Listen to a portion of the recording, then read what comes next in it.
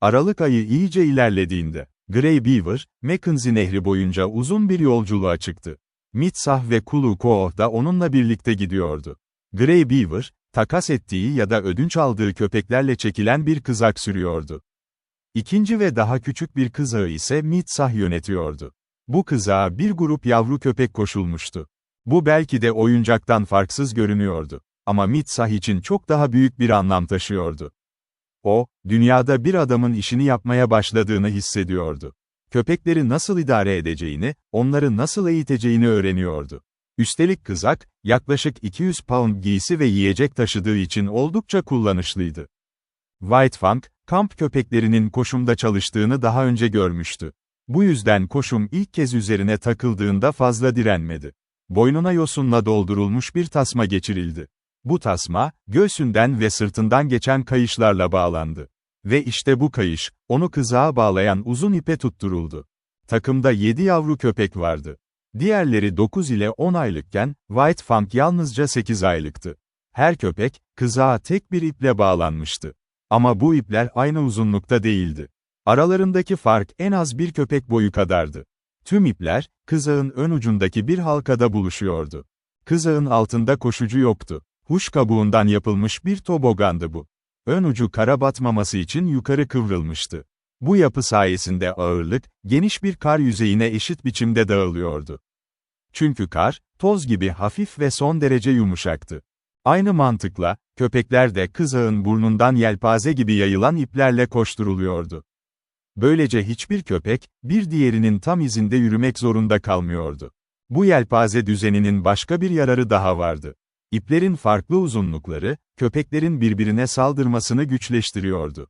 Bir köpek önündekine saldırmak isteseydi, daha kısa bir ipe dönmesi gerekirdi. Bu durumda hem saldırdığı köpekle yüz yüze gelirdi, hem de sürücünün kırbacıyla. Ama en kurnaz şey şuydu, saldırmaya çalışan köpek ne kadar hızlı koşarsa, kızak da o kadar hızlanırdı. Kızak hızlandıkça önündeki köpek uzaklaşırdı. Sonunda asla yetişemezdi. Böylece insan zekası, canavarları ustalıkla yönetiyordu. Mitsah, babasına çok benziyordu. Onun o derin, sessiz bilgeliğinin büyük bir kısmını taşıyordu içinde. Geçmişte Lip Lip'in White Fang'a yaptığı zulmü gözlemlemişti. Ama o zamanlar Lip Lip başka birine aitti ve Mitsah yalnızca ara sıra ona taş atmakla yetinebilmişti. Şimdi ise Lip Lip onun köpeğiydi ve intikam zamanı gelmişti. Lip Lip'i en uzun ipe bağladı. Bu görünürde bir onurdu. Ama gerçekte, tüm onurunu elinden alıyordu. Artık sürünün efendisi değil, sürü tarafından nefret edilen ve zulme uğrayan biriydi. Çünkü en uzun ipin ucunda koştuğu için, diğer köpekler her zaman onun peşinden geliyordu. Lip Lip'in gördüğü tek şey, önünde kaçan gür kuyruğu ve arka bacaklarıydı. Bu manzara, onun dikenli yelesi ve parıldayan dişlerinden çok daha az korku veriyordu. Üstelik köpekler, bir şeyin onlardan kaçtığını görünce içgüdüsel olarak peşinden koşmak istiyordu. Kızak hareket etmeye başlar başlamaz, ekip tüm gün boyunca Lip Lip'in peşinden koştu. Lip Lip önce düşmanlarına dönüp savaşmak istedi. Ama her seferinde Mitsah'ın 30 metrelik karibu deri kırbacı yüzüne çarptı ve onu geri döndürdü. Dudağı sürüye bakabilirdi, evet. Ama kamçıyla yüzleşmeyi göze alamıyor, uzun ipini gergin tutarak eşlerinin dişlerinden kıl payı kurtuluyordu. Ama Hint zihninin derinliklerinde daha büyük bir kurnazlık yatıyordu. Mitsah, Lip Lip'i diğer köpeklerden daha fazla kayıran bir görüntü verdi. Onların önünde yalnızca ona et verdi. Bu, diğerlerinde derin bir kıskançlık ve nefret uyandırdı. Kamçı mesafesinin hemen dışında köpüklerini saçarak bekliyorlardı. Mitsah onu et yerken koruyordu. Et olmadığında bile Mitsah, takımı uzak tutup sanki Lip Lip'e et veriyormuş gibi davranıyordu. White Fang bu işe kolayca alıştı. Diğer köpeklerden çok daha uzun bir yol kat etmişti tanrıların iradesine boyun eğmek için. Onlara karşı çıkmanın ne kadar boşuna olduğunu artık derinlemesine biliyordu. Sürünün eziyeti onu kırmak yerine, daha da sertleştirmişti. Kendi türüne dostluğu öğrenememişti. Kiş neredeyse unutulmuştu. Ve içindeki tüm bağlılık, tanrılara, efendisine akmaya devam ediyordu. Bu yüzden çok çalıştı. Disipline uydu. İtaat etti. Sadakat ve isteklilik, işte bunlar onun en derin özellikleri haline gelmişti. Kurt ile evcil köpeğin bu temel nitelikleri, White Fang'da alışılmadık ölçüde güçlüydü. White Fang ile diğer köpekler arasında bir ilişki vardı. Ama bu savaş ve düşmanlık üzerine kurulu bir ilişkiydi. Onlarla oynamayı hiç öğrenmemişti. Sadece nasıl savaşacağını biliyordu. Ve Lip Lib'in liderlik ettiği günlerde aldığı her ısırığı, her yarayı, 100 kat geri ödedi. Ama Lip Lip artık lider değildi. Kampta Mitsah, Grey Beaver ya da Kulu Ko'a yakın tutuluyordu. Tanrılardan uzaklaşmaya cesaret edemiyordu. Çünkü artık tüm köpeklerin dişleri ona yönelikti ve White Fang'ın zulmünün tadını sonuna kadar çıkarıyordu. Lip Lib'in devrilmesiyle, White Fang grubun lideri olabilirdi. Ama bunun için çok kasvetli, çok yalnızdı. Sadece takım arkadaşlarını döverek geçiştirdi bu rolü. Yoksa onları büsbütün görmezden geliyordu. O geldiğinde yolundan çekiliyorlardı. En cesur olanlar zaman zaman onun etini çalmaya kalkışıyordu. Ama White Fang yasayı çok iyi biliyordu. Zayıfları ez, güçlülere saygı duy. Etini olabildiğince hızlı yiyordu. Ve henüz bitirmemiş bir köpek varsa, bir hırlama, bir diş parıltısı ve o köpek öfkesini yıldızlara haykırarak uzaklaşıyordu. Yine de her zaman içlerinden biri isyan ediyordu. Ve hemen bastırılıyordu. White Fang eğitimi sürdürüyordu. Yalnızlığını kıskanıyordu ve onu korumak için savaşıyordu. Ama bu kavgalar uzun sürmüyordu. Çünkü White Fang çok hızlıydı. Diğerleri ne olduğunu anlamadan önce yaralanıp kanıyorlardı. Tanrıların kızak disiplini ne kadar katıysa, White Fang'ın arkadaşları üzerindeki disiplini de o kadar katıydı. Onlara hiç özgürlük vermiyordu. İstediklerini kendi aralarında yapabilirlerdi, bu onu ilgilendirmiyordu. Ama onun varlığında ona saygı göstereceklerdi. Yolundan çekileceklerdi. Egemenliğini kabul edeceklerdi. Bacaklarının bir an sertleşmesi, dudağının hafifçe kalkması ya da sırtındaki kılların kabarması. Bu kadar yeterliydi. O zaten üzerlerine çullanmış olurdu. Acımasız ve hızlı. O korkunç bir zorbaydı. Zayıfları eziyordu. Ama güçlülere karşı çok daha dikkatli yürüyordu. Annesiyle birlikte geçirdiği o acımasız, yalnız, yardımsız günler onu böyle yapmıştı. Vahşi doğanın ortasında hayatta kalmayı öğrenmişti.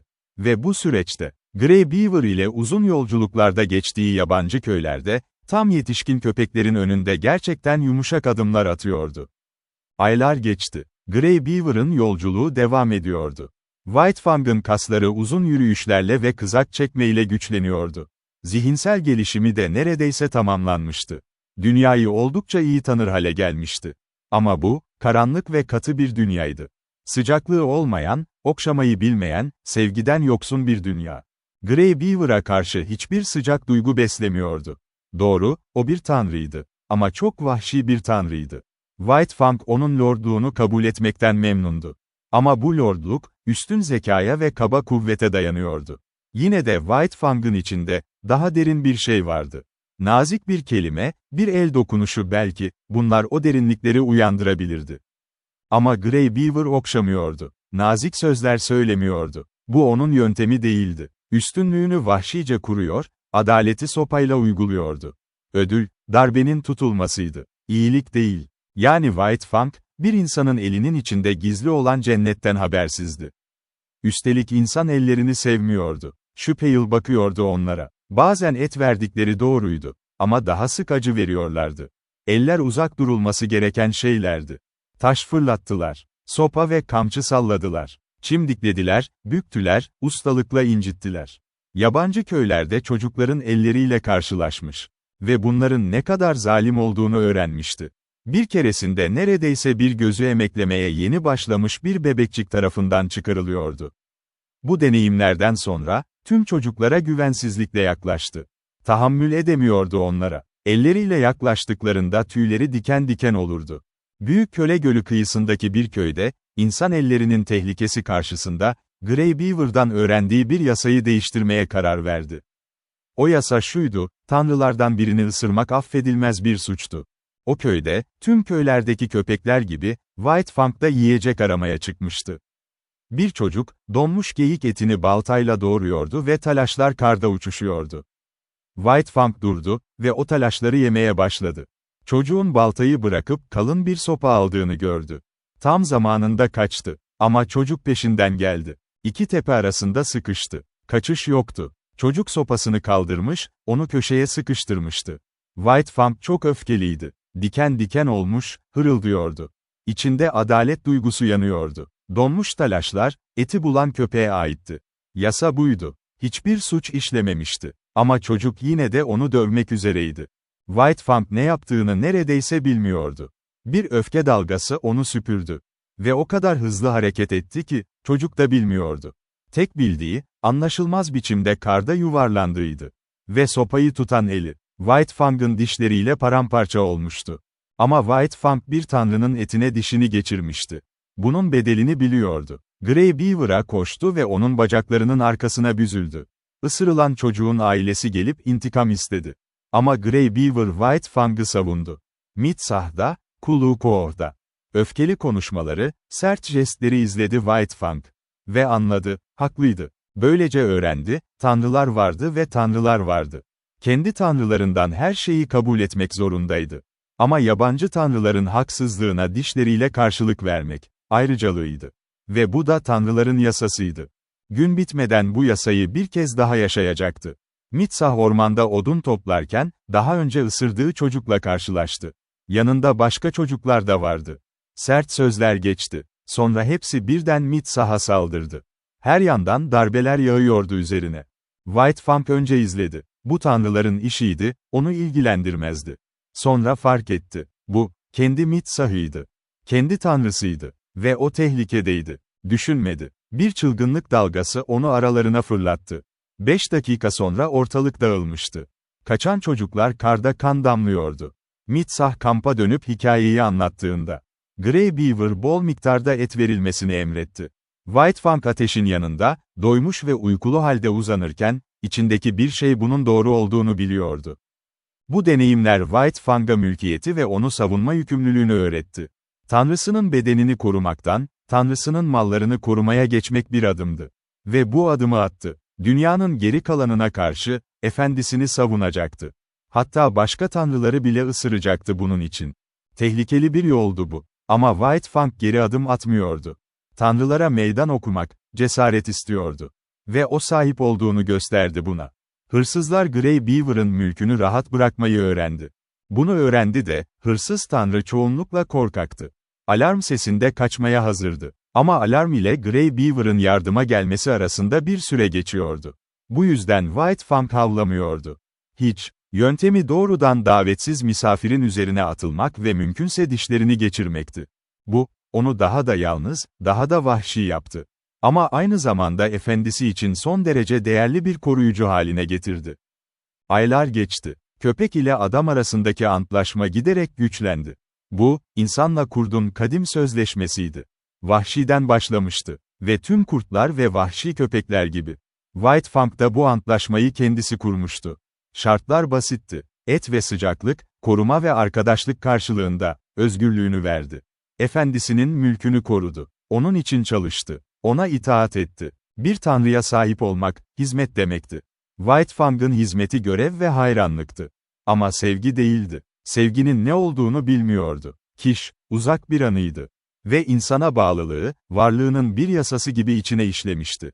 Özgürlükten, iyilikten, akrabalık sevgisinden bile daha derin bir yasa. Yılın baharı yaklaşıyordu ve Grey Beaver'ın uzun yolculuğu sona eriyordu. Nisan ayıydı. White Fang köye döndüğünde 1 yaşındaydı ve Mitsah tarafından koşumdan çıkarıldı. Ama tam büyümüş değildi henüz. Lip Lip dışında köyün en büyük yavrusu oydu. Babasından, o kurttan ve Kiçe'den miras aldığı duruş ve güç, onu yetişkin köpeklerle boy ölçüşür kılıyordu. Ama bedeni henüz kompakt değildi. İnce ve uzundu. Gücü devasa değil, tel gibi sertti. Kürt, gerçek kurt grisideydi ve görünüşe göre, gerçek bir kurt gibiydi. Kiçe'den miras kalan 1/4'lik köpek payı fiziksel bir iz bırakmamıştı ama zihinsel yapısını şekillendirmişti. Köyde dolaştı, uzun yolculuktan önce tanıdığı tanrıları ciddiyetle selamlayarak. Sonra köpekler vardı. Onun gibi büyümüş yavrular ve artık hafızasındaki kadar korkutucu görünmeyen yetişkin köpekler. Ve içinde, eskisinden farklı bir şey vardı. Daha az korku. Aralarında dolaşırken umursamaz bir rahatlık hissediyordu. Bu hem yeni hem de hoştu. Basic vardı orada. Gençliğinde White Fang'ı yalnızca dişlerini göstererek titreten yaşlı köpek. White Fang ondan kendi küçüklüğünü öğrenmişti. Şimdi ise, roller değişiyordu. White Fang, yeni öldürülmüş bir geyiğin kesilmesi sırasında bu değişimi anladı. Bir toynak ve kaval kemiği bulmuştu. Üzerinde epey et vardı. Diğer köpeklerden uzaklaşmış, bir çalılığın arkasına çekilmişti.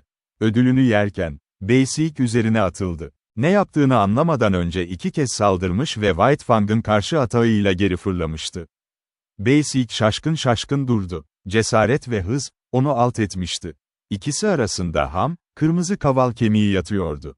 Basic yaşlıydı ve artan cesareti başka köpeklerde tanımıştı daha önce. Haklı bir öfkeyle üzerine fırlayacak gücü yoktu artık. Şiddetle diken diken oldu ve uğursuz bir bakışla kemiğin üzerinden White Fang'a baktı. White Fang, eski hayranlığın bir kısmını yeniden hissetti içinde. Küçüldü, geri çekilmeyi düşünüyordu. Ve tam o an Basic hata yaptı. Tehditkar duruşuyla yetinseydi, her şey yolunda olurdu. White Fang geri çekilir, eti bırakırdı. Ama Basic beklemeye tahammül edemedi. Zaferin zaten kendisinin olduğunu sandı ve ete doğru adım attı. Belki o an bile durumu kurtarabilirdi. Etin üzerinde dursa, başını dik tutup öfkeli bakışlar isse. White Fang sessizce uzaklaşırdı. Ama burun deliklerinde taze etin kokusu vardı. Ve açgözlülük onu ele geçirdi. Bir ısırdı. Bu, White Fang için fazlaydı. Aylarca takım arkadaşlarını disiplin altında tutmuştu. Birinin kendi etini yerken sessizce izlemesi, öz denetiminin ötesindeydi. Uyarı vermedi. İlk hamleyle Basic'in sağ kulağını parçalara ayırdı. Yaşlı köpek şoka girdi. Ama daha fazlası, çok daha ağırı geliyordu. Hepsi aynı anda. Ayaklarından düştü. Boğazı sıkıştırılmıştı. Ayağa kalkmaya çalışırken White Fang omzuna 2 kez daha dişlerini geçirdi. Hız, akıl almaz düzeydeydi. Basic boşluğa öfkeli bir şaklama yaptı. Bir sonraki an, burnu açık kanıyordu ve etten uzaklaşıyordu, sendeleyerek. Durum tersine dönmüştü. White Fang kaval kemiğinin üzerinde duruyordu, diken diken, tehditkar. Basic biraz uzakta, geri çekilmeye hazır. Bu genç yıldırımla savaşamazdı. Bunu biliyordu. Kendi onurunu korumak için, serinliğini yitirmeden sırtını döndü. Her ikisi de dikkatini çekmiyormuş, değmezmiş gibi, büyük bir tavırla uzaklaştı.